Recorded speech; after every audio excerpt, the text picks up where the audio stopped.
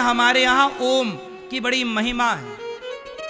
आप लोग कोई भी नया घर बनाते हो तो घर में स्वास्तिक भी बनाते हो, श्री भी बनाते हो और ओम भी बनाते हो। बोलो हाँ। हमारे हर मंदिरों में ओम है, ओमकार कहते हैं।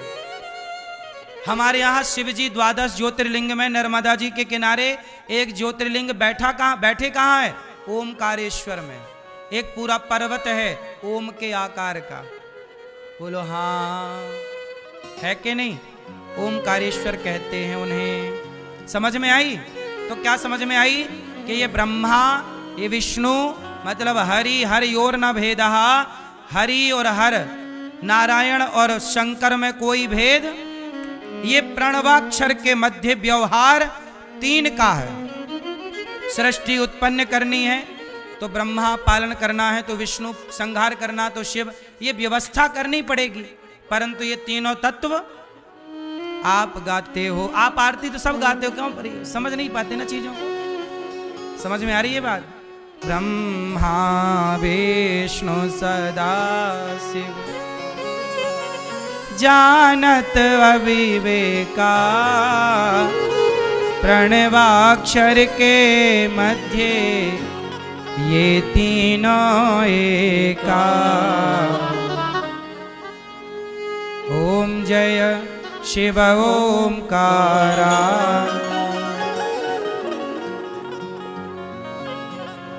तो आप लोग समझो इन छोटी छोटी बातों को। छोटी छोटी बातों को ना समझने के कारण बहुत बड़ा कंफ्यूजन पैदा हो जाता सनातन में कि भाई भगवान, सनातन में तो इतने सारे भगवान हैं, ऐसा लोग मान लेते हैं अज्ञानवश। जबकि कोई ऐसी कंफ्यूजन है नहीं हमारे यहाँ। लेकिन अब जो नहीं जानता कुछ भी उसको तो है ही है। क्यों जी? बात समझ में आई? तो भगवान बिनु पग चलहि, सुनहि बिनु काना, कर बिनु कर्म करहि विधि नाना। राम अतर्क बुद्धि मन बानी, मत हमार वस सुनहि सयानी। जब जब होय धर्म की हानि, बाढ़हि असुर अधम अभिमानी। तब तब धरे प्रभु विविध शरीरा। पार्वती जी से शंकर जी कहते हैं, देवी जब जब धर्म की हानि होती है तब तब भगवान अवतार लेते हैं। कभी वो राम बनते हैं, कभी कृष्ण बनते हैं। सुनो, द्वारपाल, एक बार क्या हुआ कि भगवान को अवतार क्यों लेना पड़ा, उसका कारण बता रहे हैं। एक बार क्या हुआ, जय और विजय 2 द्वारपाल थे भगवान नारायण के। जय और विजय उनका नाम था। एक दिन क्या हुआ, संत लोग आ गए तो भगवान का दर्शन, सनकादि, सनक, सनंदन, सनातन, सनत कुमार, 4 ऋषि आए। बोले हमें भगवान नारायण से मिलना है। तो द्वारपाल तो अपने अभिमान में, एक खड़े रहो, हमारे भगवान अभी नहीं मिलेंगे, चलो। संतों ने कहा भाई भगवान ने कह रखा है कि संतों को कभी भी अंदर आने दो, पर द्वारपालों ने नहीं जाने दिया। द्वारपाल कहते ना, मंत्री जी का ड्राइवर ज्यादा घमंड दिखाता है। तो चल पड़े ऋषि, अंदर जाने लगे तो द्वारपालों ने रोका नहीं। तो ऋषियों ने श्राप दे दिया कि तुम बताओ, भगवान के द्वार में रहकर भी तुम्हें बिल्कुल ज्ञान नहीं है, कुछ समझ नहीं रखते हो कि जब भगवान ने कह रखा है कि साधु संतों को रोका ना करो, कभी भी आ सकते, तुम कौन होते हो रोकने वाले? तो संतों ने श्राप दे दिया, जाओ जय विजय, हम तुम्हें श्राप देते हैं, तुम 3 जन्मों के लिए राक्षस हो जाओ। जब बाहर शोर शराबा देखा तो भगवान दौड़े दौड़े आए। क्या हुआ? बोले प्रभु ये घुसने नहीं दे रहे अंदर, कह रहे हैं कि आप शयन कर रहे हैं। मैया शयन कर रही हैं, देखो भगवान वहां शयन कर रहे थे, मैया यहां शयन करने लग गई हमारी माँ। मैया राम राम। तो द्वारपाल जो हैं भगवान को बाहर निकलने के लिए मजबूर कर दिया। भगवान आए, क्षमा मांगी संतों से, प्रभु क्षमा कर दो, हमारे द्वारपालों से गलती हो गई, इन्होंने आपका अपमान कर दिया। अब द्वारपाल चरणों में गिर पड़े, प्रभु हमें तो श्राप मिल गया, कह रहे हैं राक्षस बनोगे। भगवान बोले चिंता ना करो, तुम 3 बार राक्षस बनोगे तो तुम्हारे लिए हम 4 बार अवतार लेकर के आएंगे। वही राक्षस जय विजय राक्षस बने पहली बार हिरण्याक्ष और हिरण्यकश्यपु। तो भगवान हिरण्यकश्यपु के लिए नरसिंह बने और हिरण्याक्ष के लिए वाराह अवतार लिया, तो 2 अवतार। फिर वही दूसरे जन्म में रावण कुंभकर्ण बने जय विजय। तो रावण कुंभकर्ण बने तो उनको मारने के लिए भगवान राम बने।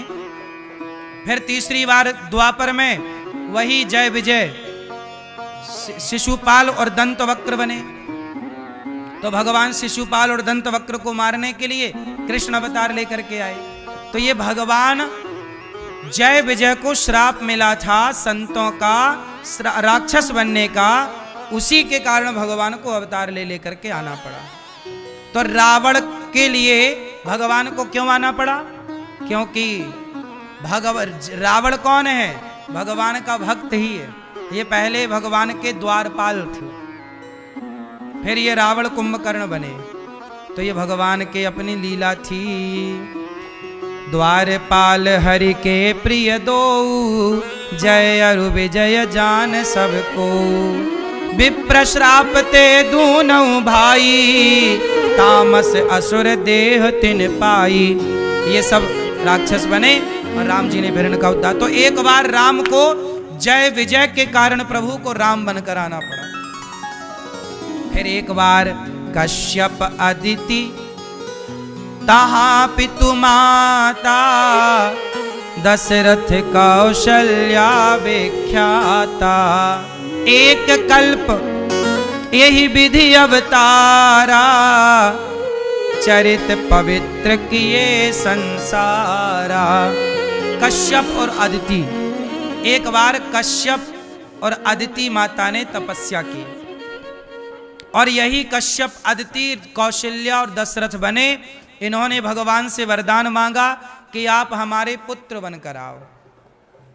तो भक्त यदि ये वरदान चाहता है, अच्छा एक काम करो, आप तपस्या करो घोर और कहो कि हे नारायण, हे प्रभु, हम आपको पुत्र रूप में चाहते हैं। तो बताओ भगवान को आपको पुत्र बनकर के आना पड़ेगा कि नहीं? तो एक बार की पूरी लीला तुम्हारे लिए सेट करनी पड़ेगी। तो जो जो भक्त भगवान को इस रूप से पुकारे भजे, उनके लिए भगवान आए। तो कश्यप अदिति के लिए एक बार भगवान आए राम बनकर।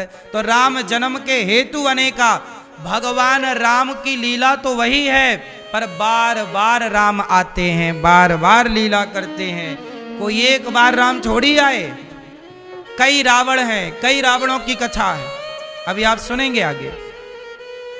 तो एक कल्प, देखो कल्प कल्प की बातें हैं। एक बार कश्यप अदिति के लिए भगवान को आना पड़ा और एक बार तो गजब हुआ, नारद श्राप। ये शंकर जी समझा रहे हैं माता पार्वती, सुनो। एक बार आपके गुरुजी ने श्राप दे दिया था भगवान को, तब उन्हें राम बन के आना पड़ा।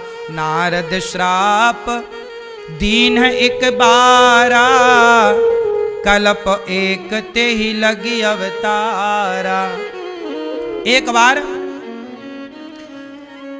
बार क्या हुआ, जलंधर नाम का वृंदा के पति जलंधर पंजाब में एक शहर भी है जालंधर, क्या नाम है उसका? जलंधर। वहां पर वृंदा रहा करती थी, जलंधर वहीं का था। तो वृंदा बड़ी पतिव्रता थी, परंतु पत्नी के प्रभाव से ये राक्षस अपना गलत यूज करता, सताता लोगों को। तब भगवान शिव से जलंधर का युद्ध हुआ, पर मरता ही नहीं। तब भगवान विष्णु आए और वृंदा के पातिव्रत धर्म को जलंधर बन के वृंदा के पास गए और उसके संग रहे। जब वृंदा को पता चला कि ये तो भगवान नारायण विष्णु है और ये देखो मेरा पातिव्रत बिगाड़ने आए, तो श्राप दे दिया, जाओ तुम पत्थर के हो जाओ। तब भगवान शालिग्राम बन गए और तुलसी बोली कि अब मैं आपकी पत्नी बनकर सदा रहना चाहती हूं। तो वही वृंदा तुलसी बनी जो सदा शालिग्राम भगवान के ऊपर चढ़ी रहती है ना।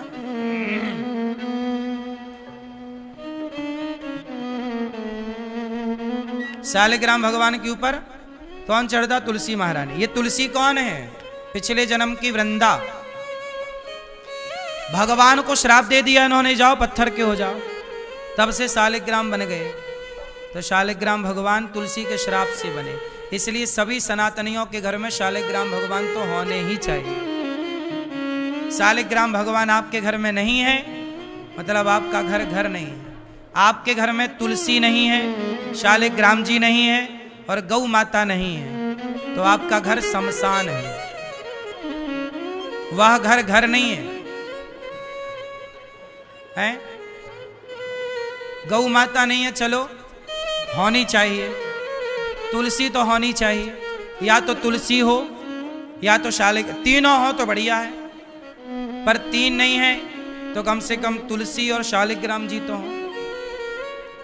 आजकल लोगों ने मंदिर में प्लास्टिक के भगवान जी रखने का युग प्रचलन चल रहा। फाइबर के भगवान, गोपाल जी फाइबर के, मैया है वो फाइबर के ठाकुर। अरे भगवान क्या हो गया तुम्हारी अक्कल को? जो मंदिर में पूजा की जाती है तो धातु के ठाकुर गोपाल जी होने चाहिए। धातु के होने चाहिए, अष्ट धातु हो या पीतल हो, सोना हो या चांदी हो। प्लास्टिक के भगवान मंदिर में नहीं। प्लास्टिक की कोई आकृति सुंदर है, आप तस्वीर है रख दो, दर्शन कर दो कहीं, मंदिर में नहीं। अब प्लास्टिक के भगवान है तो प्लास्टिक धो धो के पियोगे? गोपाल जी होने चाहिए। जो परंपरा है ना उन्हें ना बिगाड़ो। आज प्लास्टिक का युग है तो उन्हें भगवान भी प्लास्टिक के बना दिए। थोड़ा तो अक्ल हो, पर क्या करें। शालिग्राम जी होने चाहिए सबके घर, और शालिग्राम जी गंदगी से ही निकलते हैं। शालिग्राम जी जानते हो, शालिग्राम जी की पूजा पुरुषों को करनी चाहिए, गोपाल जी की पूजा स्त्रियों को करनी चाहिए। आप स्त्रियां सबकी पूजा कर सकती हैं, पर शालिग्राम जी की पूजा पुरुष करे। क्यों? क्योंकि तुलसी वृंदा माता ने कहा कि प्रभु आज से आप किसी स्त्री की पूजा स्वीकार मत करिए। तुलसी ने यह वरदान मांग लिया कि हे प्रभु आप किसी स्त्री की पूजा को स्वीकार ना करिए। इसलिए शालिग्राम भगवान, अब कोई स्त्री पूजा करे शालिग्राम जी की तो वो पाप नहीं है, पर भगवान उस पूजा को स्वीकार नहीं करते। इसमें भी तुलसी जी ने, वृंदा ने वरदान मांग रखा है, क्योंकि तुलसी जी को लगता है कि आज ये हमारे पति हैं, कोई स्त्री इन्हें छुए और कहीं ये उनसे उनकी तरफ ना चले जाएं। तो जैसे आप लोग अपने पति को बचा के रखती हो पराई औरतों से, क्योंकि पड़ोसन बिल्कुल आंखें फाड़े बैठी है तुम्हारे पति को देखने के लिए, नहीं, ऐसे ही जैसे आप अपने पति को पराई स्त्री से बचा के रखती हो, ऐसे तुलसी माता भी अपने पति शालिग्राम जी को पराई स्त्री से बचा के रखना चाहती, इसलिए किसी स्त्री की पूजा स्वीकार नहीं है। इसलिए शालिग्राम जी की पूजा स्त्रियां नहीं करती, पर शालिग्राम जी होने सबके घर में चाहिए। पति करे, बेटा करे। अब प्रश्न खड़ा है कि किसी के बेटा भी ना हो, पति भी ना हो, और शालिग्राम जी तो फिर स्त्री ही ना करेगी। उस हालात मजबूरी में देखो फिर ठीक है, वरना कहीं मंदिर हो आसपास तो वो शालिग्राम जी आप मंदिर में दे सकते हैं। हाँ? समी का पेड़ तो हो, कोई दिक्कत नहीं। समी, तुलसी, बिल्व पत्र, इनका होना शुभ है। तो जलंधर रावण बन गया। अब ऐसे वृंदा को भगवान ने स्वीकार किया, जलंधर रावण बना। फिर उस जलंधर नाम के रावण को मारने के लिए राम को अवतार लेना पड़ा। ऐसे सोचो कितने रावण हैं। जय विजय रावण बने, जलंधर रावण बना। एक बार नारद जी का मन एक स्त्री में चला गया, तो शिवगण को नारद जी ने श्राप दिया, वो शिवगण जाके रावण बने। ये कथा हम आपको सुनाएंगे कल विस्तार से, कि एक बार नारद जी का भी मन हुआ कि मैं विवाह कर लूं। नारद जी भी विवाह करने का मन बनाए। फिर क्या क्या हुआ हम आपको सुनाएंगे। बस आपसे ये कहेंगे कि भगवान की हरि अनंत, हरि कथा अनंता। तो भगवान ने जलंधर जब रावण हुआ तब जलंधर का उद्धार करने के लिए भगवान अवतार लेते हैं। नारद जी का मोह भंग किया भगवान ने, नारद जी पर कृपा की। इसके बाद एक और प्रताप भानु नाम का एक राजा, श्राप के कारण रावण हुआ और फिर रावण का उद्धार करने प्रभु आए। ऐसे अनेक चर्चाएं हैं भगवान के अवतार की। भगवान क्यों आते हैं? जब जब हो ये धर्म की हानि, बाढ़े असुर अधम अभिमानी, तब तब धरि प्रभु विविध शरीरा। तब तब भगवान विविध अवतार लेते हैं और यहाँ पर लीला करते हैं आकर के। प्रिय भक्तों,